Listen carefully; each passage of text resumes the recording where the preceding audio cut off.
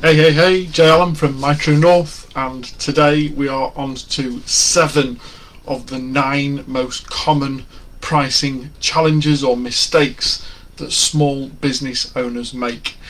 If you've not been watching recently, I've been doing this every day for the last week or just over a week now, talking about the 9 most common pricing errors that small business owners make. It's all part of our Add a Zero methodology and our missions to be able to help eradicate unemployment in this country by being able to support more small businesses to significantly scale their business, generating more jobs than there are people actively looking for them.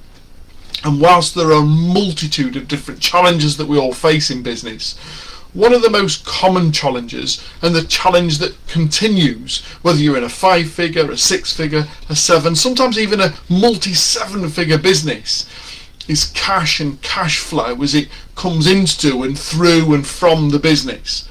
And often a lot of that stems, the fundamental challenge is around pricing and price strategy. So over the last week or so, I've been going live every day here in the Add a Zero community and talking about one of the 9 most common pricing errors and perhaps how you could overcome that and make sure that there's more cash in your pocket and cash in the till. And today we're on error or mistake number 7. If you're watching this live, then please just put #live, and if you've got any questions or comments, then stick them in the chat, and I'd love to be able to have a conversation with you live whilst we're here today. If you are watching later on, either later on today or over the next few days or so, then simply put #replay, and if you've got any questions at all, stick them in the comments, and I'll gladly come back and share some insight onto any of the comments or suggestions, questions that you've asked within. So without further ado, let's jump in and talk about mistake number 7. Now, we've already talked previously about understanding the true costs of running your business. However, what most small business owners do, particularly in the startup phase or as a solopreneur or even whilst you're still building a small micro team, is you get paid last. We've got all of the operational costs that are running within the business, and if we've already got a small team, then we've already got salaries and PAYE to sort out, and then whatever's left is what tends to be shared between business operating costs for the following month, putting a little bit away for savings and a rainy day fund, making sure that the tax man's been paid, and then looking at the little fraction of what's left and saying, well, I've got to try and forge some form of salary out of that.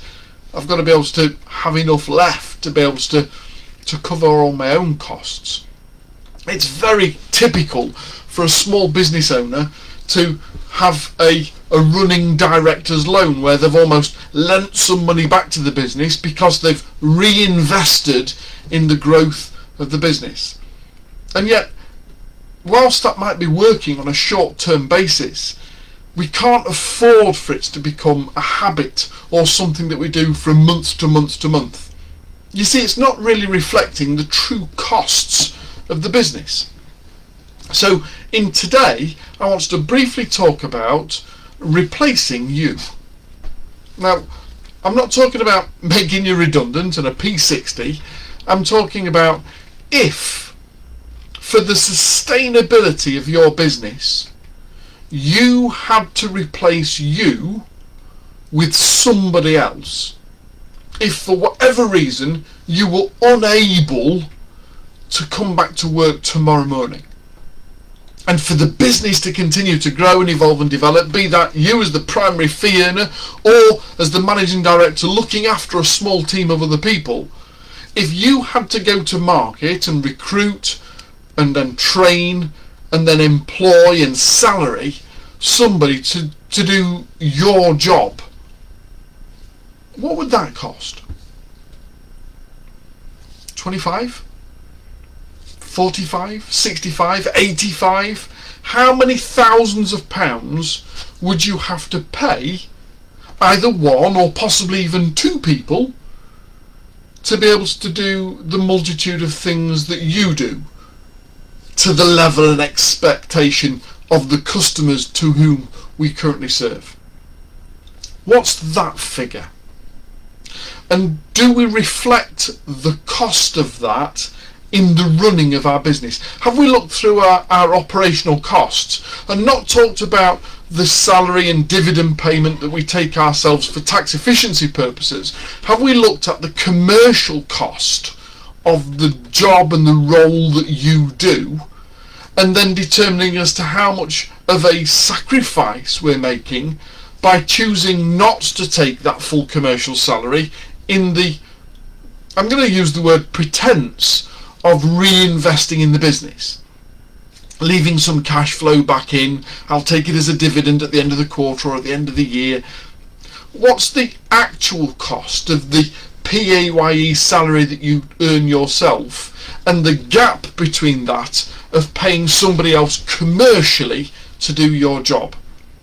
Because it could very well be that on paper it says that your business is profitable, and yet if we were to take you out and the fraction of what you're earning compared to what a compadre would earn for doing your job, it might just be the difference between profitability and a deficit at the end of each year.